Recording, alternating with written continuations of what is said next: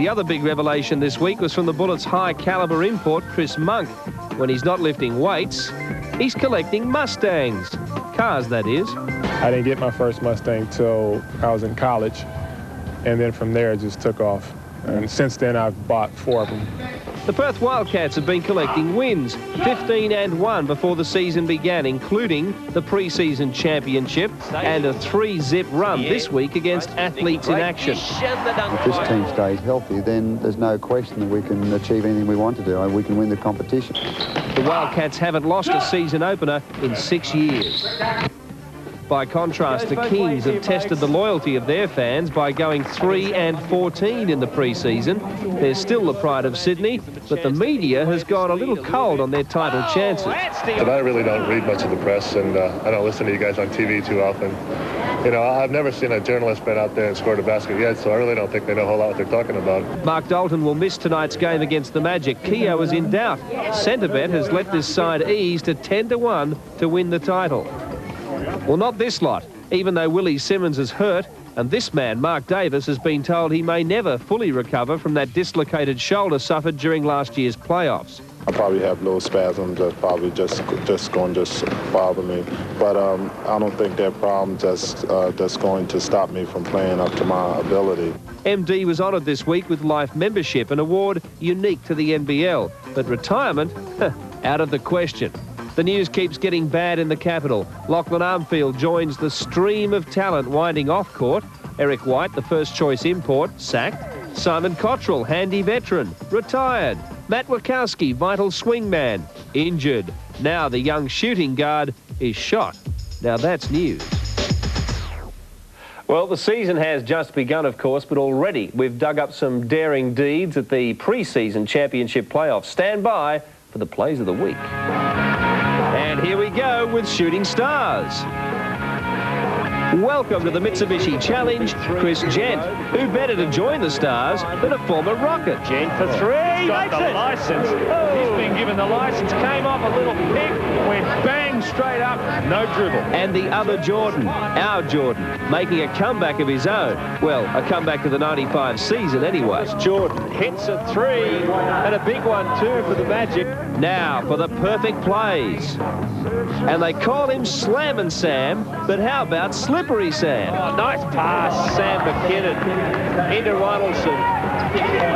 He also has a little thing going with Chris Anstey. Check this. Tough pass, McKinnon cleans up for the Magic, gives them a chance to eat away this lead a little bit. Oh, Anstey on the drive. Well, when Chris Anstey makes a dunk, he doesn't have to get up very far. Why they say this kid's got so much potential, a lot of it is being in the right place at the right time, running the lane. He's 7 foot tall, and he runs the lane extremely well. Check it out from another angle. Nice pass from Sam McKinnon. He's not too worried about Ricky Grace. Another great assist, but undoubtedly the best reaction of the week. Stewart to Fisher. Runs into a trap. Stewart can't quite get the time for the shot, but Fisher, baseline, and draws the foul. Thank you. And a big reaction. Scotty Fisher. And finally, we'll dazzle you with dunks. He flew from coast to coast, so now he can run from coast to coast. The Alabama Slammer. Roll, James Corbett. Oh, away! Definitely on that, you want to make the big guy give it up, especially if he's capable of taking it the whole way. Because if he makes him give it up to Anthony Stewart, that's going to result in a layup. Instead, Adonis Jordan chose to let James Crawford shoot it, and he don't. And now for something completely different. Aaron Trahare's worst nightmare. Oh, saw the... That is sensational. Saw a little gap. But it was the baby plays that dominated the preseason finals, and Sam was at it again. McKinnon. Great vision from Tony Ronaldson.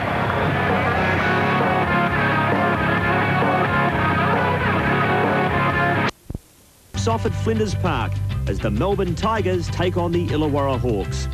It was here last year the Tigers knocked the Hawks out of the finals, but this season Illawarra is a different proposition. Kendall Tiny Pinder makes his return to the league, and Mr. Good Hands himself, Andre Lafleur, will lead the duel against the Tigers' backcourt, which includes the guru Andrew Gaze and the high-flying Leonard Copeland. Simmons and Bradkey form a formidable front line, and it will be up to the Hawks' big men, Thomas and Harmison, to try and control them. What a way to open a new Mitsubishi Challenge season and Saturday basketball. And, of course, we've got Mark Bradkey playing not on the tennis circuit. For the Hawks, they've got Tiny Pinder in their lineup. He's back in the league for the first time for 3 years. He is the X-factor for them. If he can fire, they'll stay close. He's played 215 games. His average is outstanding, 21 points and 13 rebounds. And just for good measure, he was married last month. His new wife's name is Leonard Copeland, who I spoke to today, looking forward to a very big year. Stephen Whitehead, Dave Simmons, very familiar lineup. Mark Bradkey, who will be missing for 20 weeks of this season, but he will be back for the finals if the Tigers make it. For the Hawks, Andre Lafleur, former Gold Coast roller, Johnson, McDonald, Thomas and Pinder off the benches. For the Tigers, we've got the veterans Warwick Giddy and Ray Gordon, Andrew Walter, and 2 new boys for the Tigers, Blair Smith and Matthew Reese. For the Hawks, the veteran Chuck Harmison, Glenn Saville, Brandon Corcoran and Voss. And we're ready for a start here at Flinders Park for the opening game of the 95 season. Dean Templeton, your tip? Well, I have to go for the Tigers at home without any doubt. They're at full strength, as we said there, and they look very good. And a great start for Illawarra. They're going to the left of your television screens, and first points of the game go to them, and courtesy of McDonald. Up the other end, Whitehead for 2. He puts it in, so it's 2 apiece straight away in this opening game. 2 very easy baskets by both teams in the opening seconds of this game, so both teams need to pick up their defensive effort a little bit. Lafleur. It's McDonald and Gaze. We've got Whitehead up against Terry Johnson, and Pinder has got the job against Bradkey. There's Pinder with the basketball. Turnover, Simmons. Lafleur's against him and gets a little nudge, but Copeland's there to jam it in for 2. And Bradkey almost league, or any league for that matter, and he will be sorely missed by the Tigers, of course, when he takes off on the tennis circuit with his wife. But right now, the Tigers have got to enjoy him being out there. Thomas. And have a look at Leonard Copeland. His leap is certainly not diminishing. Gaze, the alley-oop to Copeland! Well, it didn't take long in season 95. What a sensational look by Andrew Gaze. He's been away for months in Greece. Still finds that alley-oop pass, and Copeland, isn't he looking good so early in the season? And Quartermain not caught napping, which I thought I might be. With the score locked at 12 all, 6.5 minutes left in the first quarter. Simmons to Gaze. Under pressure, has the ball taken from him. Lafleur to Thomas. And expecting something a little bit more spectacular there, but he's playing safety first. Now, I've got to be a bit careful here, but Quarters, what would you say about Melbourne shape-wise, fitness-wise? What do you reckon? Needs to maybe work his way into the game a little? Gaze for 3 misses. Can I just have a couple of minutes' notice on that one? There's Thomas down the other end. Now, either he's a very quick man or he was hanging back the other. I like that out of the team and not be affected, even if you are the Melbourne Tigers. But all being well for the Tigers, he will be back for the playoffs as long as they make it there. But at this stage, the Illawarra Hawks are doing a good job defensively. I think that mixing it up is really throwing the Tigers out of their set offensive pattern. And Alan Black is using that strategy very well at this stage. Oh, Gaze, great assist to Bradkey. Big tip in by Simmons. Talking about fitness, I'm still giving myself a couple of minutes blur. They got the numbers here, Illawarra. Good defensive work from Copeland, but they still get 2 points. And Melvin Thomas is really firing in this first quarter. He's got 8 points. So Dean Templeton has already insinuated that Melvin Thomas is fat and overweight. Oh, you're sensational. Well, you've said it. You've said it in your own wimpy terms, but I think he's looking quite good at the moment. But you might be right. All I'm saying is that the guy doesn't look like he might have a little condition on at this stage. He is a great basketball player, Melvin. You bagged him already, and he's already got 12 points. Geez, you're a good judge. Imagine how good he could play if he was fit. Give your pay packet back tonight, son. 26-20. He would if I had one. As I said, he's got 12 in this game. It's 26-20. What are you laughing at?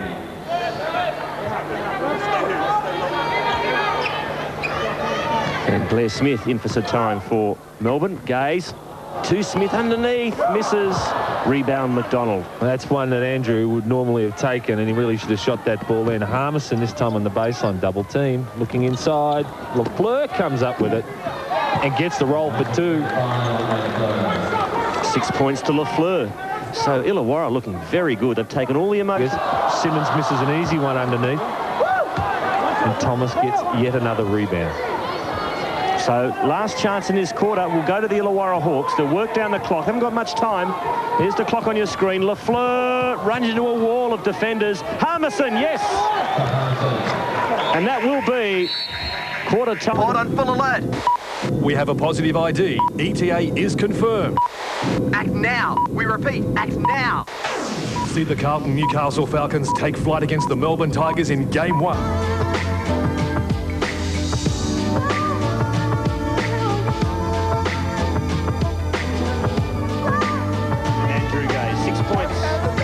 First quarter, but it really belonged to Illawarra. They lead by 10, 30-20. Melvin Thomas, despite the fact Dean Templeton bagged him, got a dozen points and a couple of rebounds. Dean, you had to be impressed with Melbourne's game. I was very impressed with Melbourne's game. I was impressed with that man there too, Andre Lafleur, and I was impressed with the whole Hawks outfit, looking very, very good.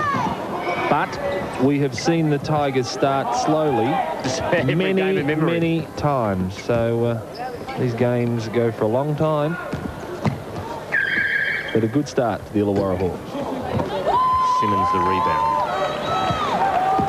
Tim Gossage, what have you got to report from quarter time? Good evening, Stephen, and also, Dean, I am here, by the way.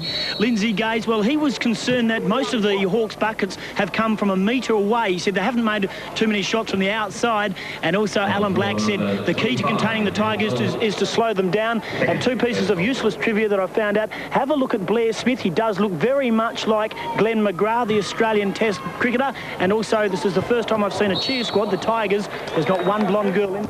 I'll tell you what, you'd probably rather be in the West Indies at the Melbourne. Gaze for 3. Great teamwork. Anticipation by Thomas. Rips it back for Illawarra. Lafleur's free in 3-point territory. Thomas decides to go all the way himself. Fortunately for Illawarra, they're still in possession. Brandon on the court for the Hawks.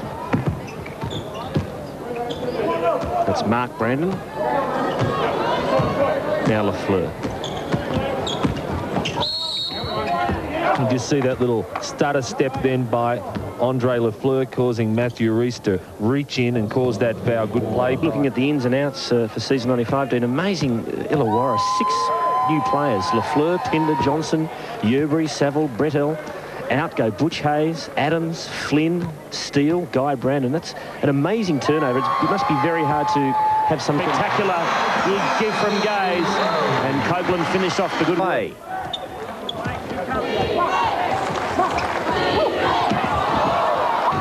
Brandon has the basketball. There's Corcoran. Oh, Gaze, the steal. Clever work to Copeland. Jam time.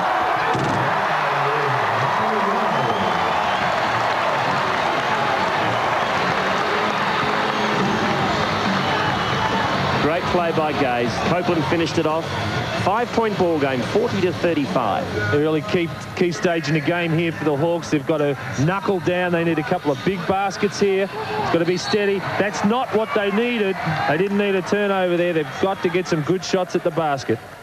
There's that effort by Gaze. Bounce pass into Copeland. Terrific effort by Andrew Gaze. Both ends of the floor.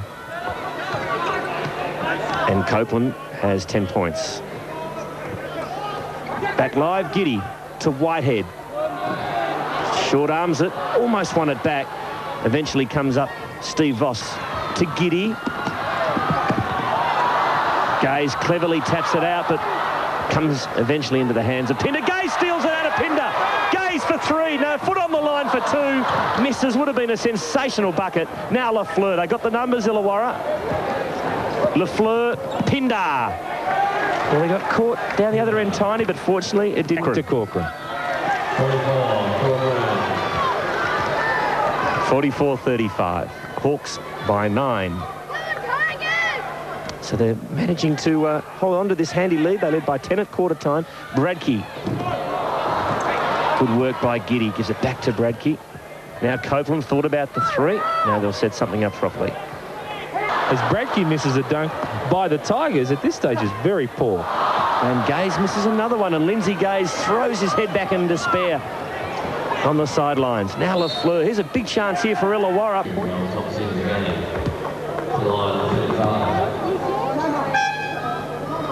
Lafleur, of course, last played for the Gold Coast Rollers.